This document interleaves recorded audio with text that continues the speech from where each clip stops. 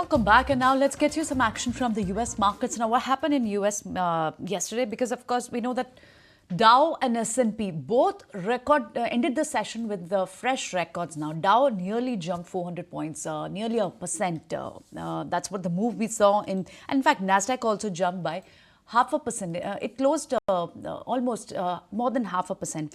Second set of cues which was important for coming in from the global markets would be the Federal Reserve September minutes meeting. Now, this was also released yesterday, and this showed that there was a divided view amongst the members that how much percentage of rate cut should be done.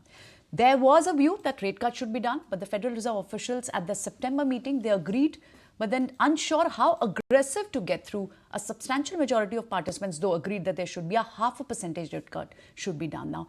But now the larger set of cues will come from the economic data, which is to be released today in the morning in US, and that will be September CPI figure. Now, this will be an indication that is inflation on a downward trajectory. This would be a big cue for upcoming Fed meeting also, which is slated in November now. Plus, weekly jobless claim data, which is to be released this week itself. Talking about the European markets also closed higher as investors eye lower oil prices. But then now the US futures, if you talk about the crude, crude was hovering around, but then the US crude was lower little. It was lower to extent of $74 as well. But then now it looks like, Shriyansi, that rally, which was spurred by the risk of a widening Middle East war, that has stalled for some time. And of course, bond yield, that inched little higher. It was more than 4. It was precisely 4.07%. Well, absolutely. Priyanka, like you just mentioned, US crude oil, of course, edged lower after selling off steeply in the previous session. So the rally spurred by the risk of a wider Middle East war has stalled out amid uncertainty over how Israel will be retaliating against Iran for last week's ballistic missile strike as well.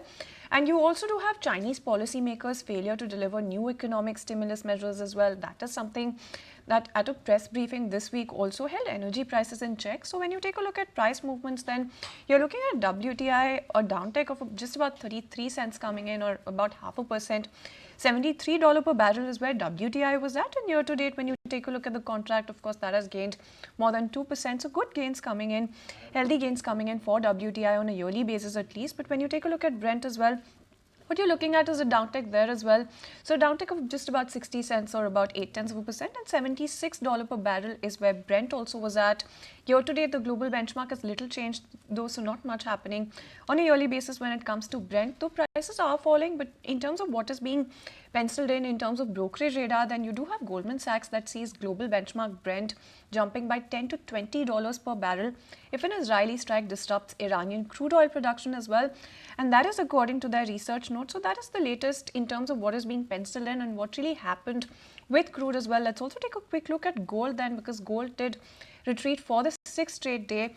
And that is on an advancing dollar largely, and diminished expectations then for a larger rate cut in November. So when you take a look at price movements coming in for gold as well, spot gold fell just about 0.5% there, about $2,600 per ounce is where that one was at. And the dollar index, of course, hit a near 2-month high, making bullion more expensive for holders of other currencies as well. If you like this video, then like, share and subscribe to ET Now.